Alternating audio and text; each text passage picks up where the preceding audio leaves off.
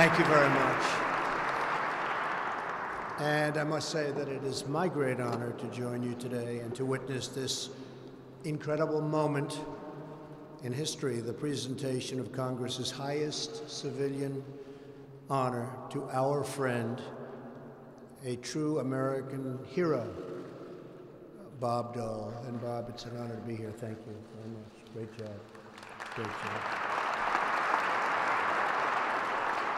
Bob earned his place in the Chronicle of American Legends by the time he was 21. And in the decades since, he has never stopped earning his place in the pages of American history. I also want to recognize Senator Elizabeth Dole. Elizabeth, that was beautiful. Your words were beautiful. Thank you very much. You've been my friend for a long time. Thank you very much. And you've meant so much to our country and done so much for so many, and I know that very well. Thank you.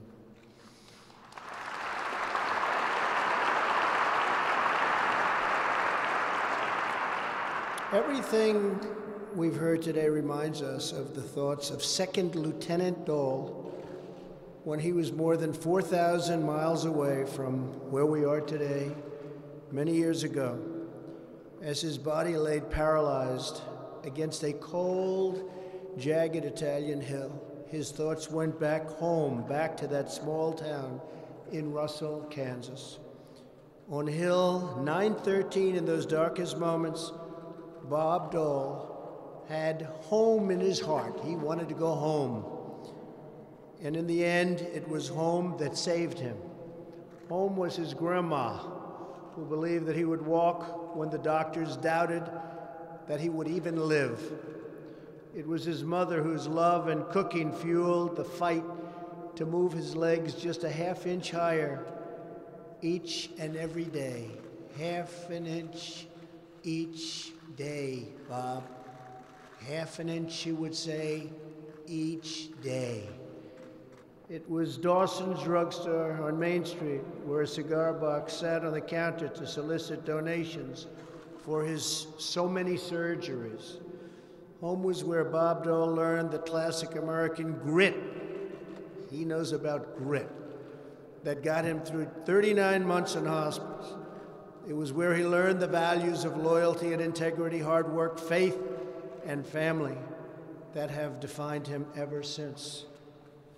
To the stars, through difficulties, is the state motto. To the stars, through difficulties. A beautiful motto of the truly great state of Kansas, and the perfect description for Senator Dole's extraordinary life.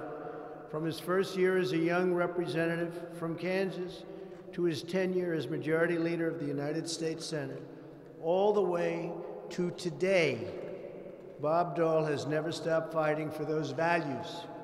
He fights for Kansas, for veterans, for the disabled, and for all of his fellow Americans, and he always has. Tens of thousands of veterans have boarded honor flights to visit World War II Memorial, thanks to, in great measure, Bob Dole. Nearly every day at the memorial, you can see tough war heroes in their 80s and 90s moved to tears, and many recount the unforgettable experience of being greeted at their memorial, and much to their surprise, by Senator Dole, somebody they have great respect for. One World War II veteran from Ohio wrote him after a visit. He told him that before he traveled on the honor flight, that's capital H, capital F, very important, honor flight, to see the memorial, he felt like he hadn't amounted to very much. He didn't feel good about himself. But when he came to Washington, met Senator Dole, and saw the memorial to his service, he said, "I truly felt like a hero. For a day, I've never felt any better." That's because he remembered he was part of something much greater than himself. He was an American patriot who defended freedom in its need of hour. He really went out and he defended it more than ever. Those who wear our nation's uniform are part of an unbroken chain of heroes.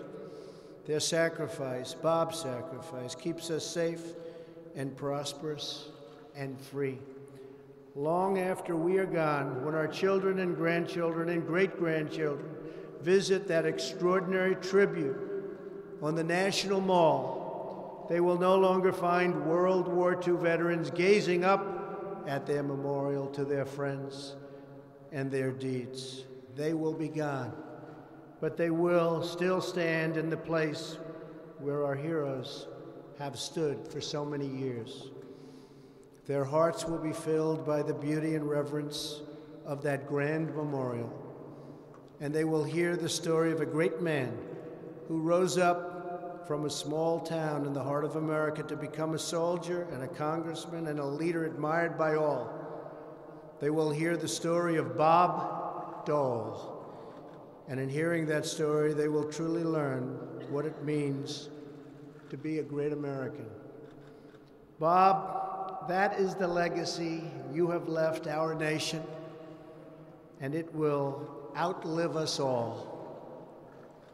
You're a friend, you are a patriot, a hero, a leader, and today you have become a recipient of the Congressional Gold Medal.